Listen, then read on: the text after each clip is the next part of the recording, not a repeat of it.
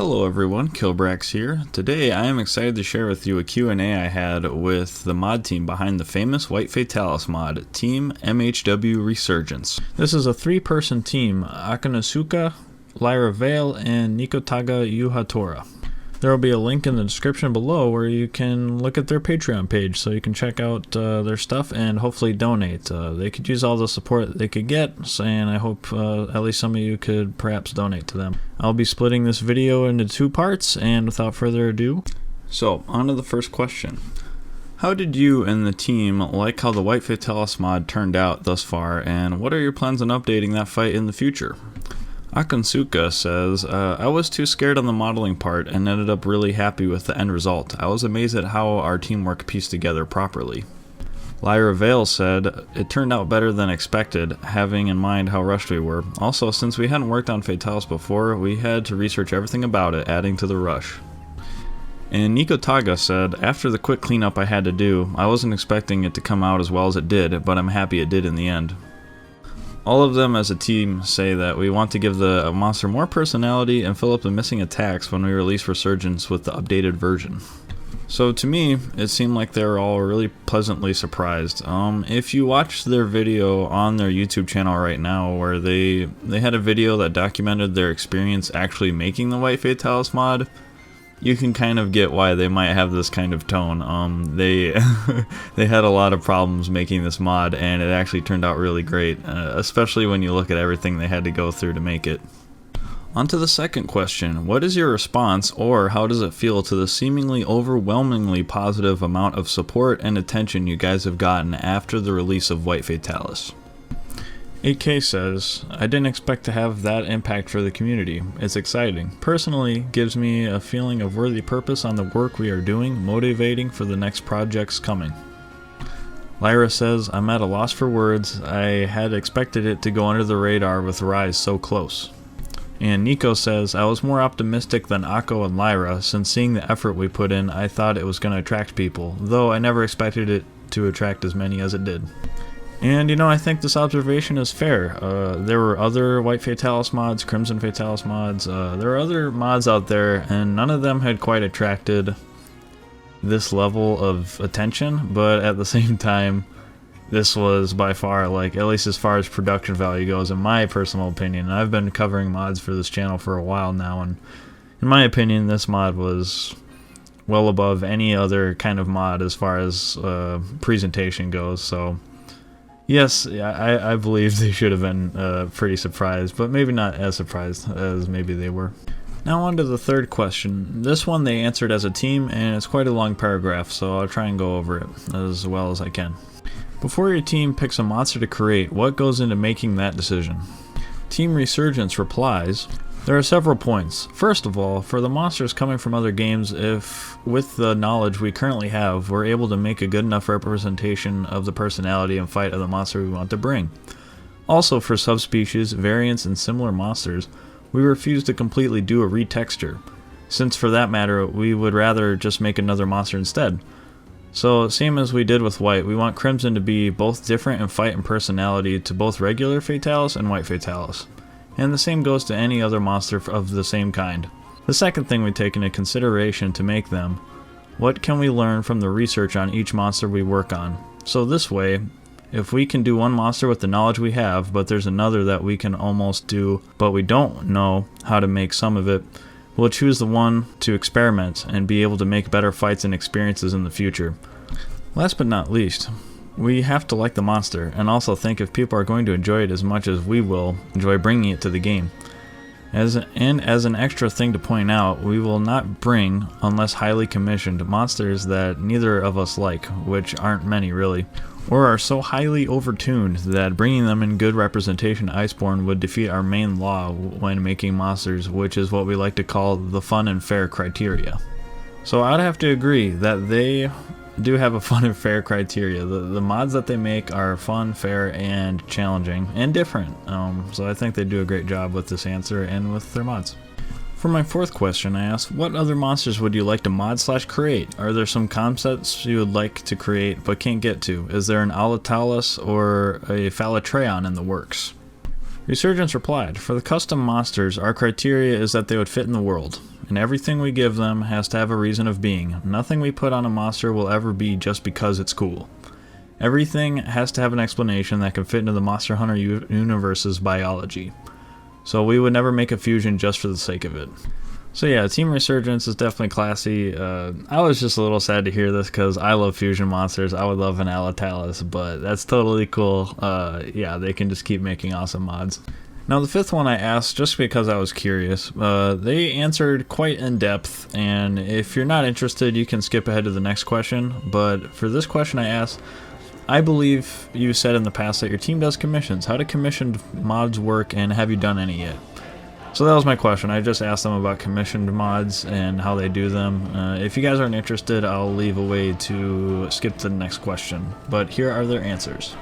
Akansuka says, "I work on modeling and textures. My favorite commissions are weapons or armors. I prefer when these are close to the game theme and content. I like bringing back old weapon designs or fantasy designs that somehow fit in the game's style. First, I would get in contact with the customer, then they would specify what weapon or armor they need. It can be an original personal design or an existent one. About my commissions, I've done some of the weapon mods on Nexus. As for Lyra, I specialize in visual things, but I can offer monsters that aren't too complex. I can do animation editing, but with a lot of limitations due to the issues that can be caused. Being part of Resurgence lets me focus on those areas while Nico handles the research and logistics parts. I've done the Wild Chocobos, the Marauder, and Bull Drum for monster mods." And Nico says, "The commissions I take are monster edits and quest stuff, but I don't know how much of the visual stuff. That's why I'm so glad to be part of Resurgence. About the commissions I've done some custom quests and helped Lyra with the Bull Drum and Belfongos." Resurgence says as a team, "First of all, Resurgence is a fun project, but having some income helps us focus on and improve the quality since we can pay other people, like, for example, an artist to do the custom music for us. There are 3 ways of paying our projects. First is the donations and Patreon, which is whatever you want to donate and just if you want to donate it. Second is a sponsor. If someone wants the monster we already thought of bringing but don't have it in a close schedule, that person or group of people can pay an amount to bring it in front of whatever monster we have to finish or we are currently working on.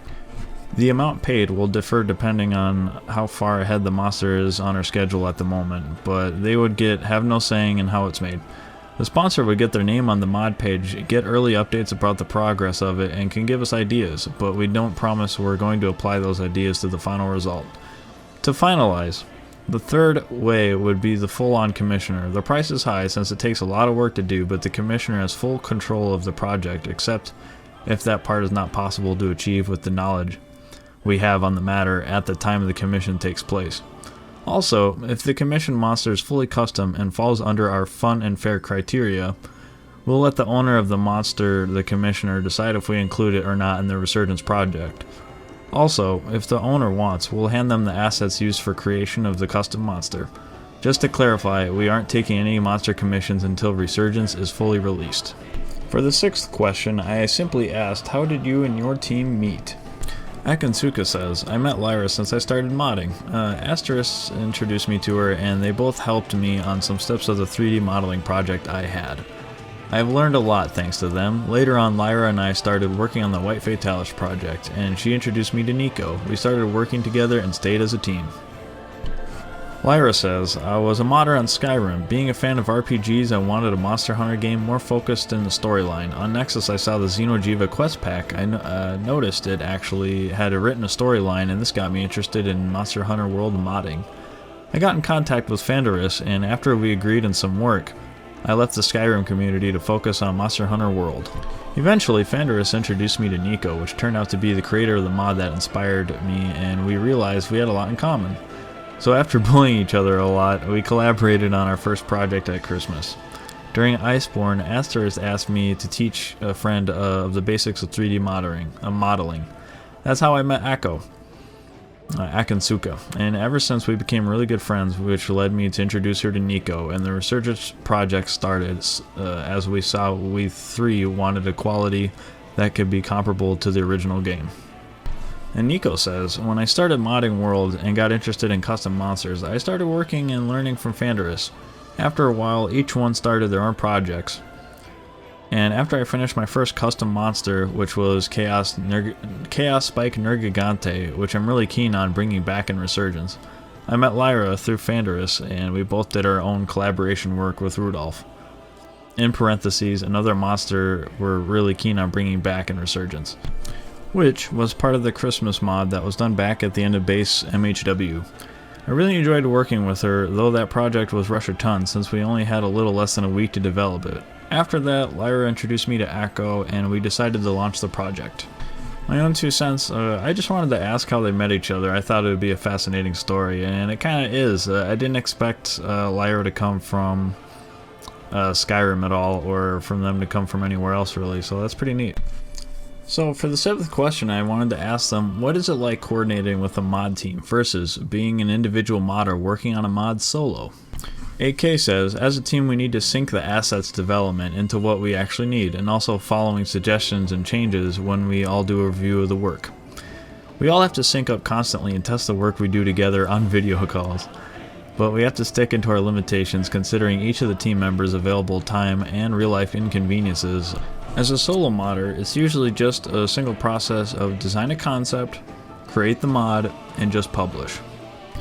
Lyra says, I'm treating Resurgence as my job, outside of my actual job, where I have a schedule and work certain hours per day, but also I'm trying to keep a professional level of interactions while working in Resurgence, trying to finish my parts in time and not to delay the other members, but also taking a day off or two if I need to calm down. A personal work/commission falls under the category of whenever I have time and if I feel like it. Nico says, it's the difference between not sleeping for 3 months trying to do a mediocre job rushed to hell and being able to have irregular working times and weekends and have your work doubled or even tripled in the same amount of time. Teamwork makes the dream work. Next I said, it might be safe to assume you guys are fans of Monster Hunter. If you have a quick review of the game, how would you rate World or Iceborne? Akansuka says, I'm a huge fan of the Monster Hunter series. World was perfect, but lacked content. Iceborne is great content, but the Fatalis armor kills it, and not to mention the clutch claw mechanics. 9 out of 10 to World, 5 out of 10 to Iceborne. Lyra says, I love both Monster Hunter World and Iceborne, but my biggest issue with the game is the really bad storytelling and really bad balancing, from endgame armors to skills, but also addressing the clutch claw hit zone values. Nico Taga says, I've been playing MH for a couple years now, and when I played World I really liked it, but I really felt like there was a lack of endgame in it. Reason why I started modding it later on, Iceborne was really nice, but the way they introduced the clutch claw has always seemed to me really a good idea but badly implemented. Crushing the purpose of freedom of use and just making every player need to spam it so it hunts wouldn't double the time needed to complete them, which really made me start to dislike the game to a point. I got bored of it. I can't help but agree with all of them on this. I liked Iceborne quite a bit, but it was not as good as World, and the introduction of the clutch claw was badly implemented. I do agree. And finally, for the last question for part 1, I asked them a question, and instead of giving me answers that are direct, they gave me clues as to what the Crimson Fatalis might have in store for us. AK says lava goes brrrt. Lyra says running in the 90s, and Nico Taga says what's hotter, the pan exposed to fire or the fire that heats the pan? So there you go, those are your clues. Figure out what that means for Crimson Fatalis. I hope you guys can comment that on the comments below. Alright, that is it for the first part of the interview. I will post the second part of the interview later. Thanks for listening.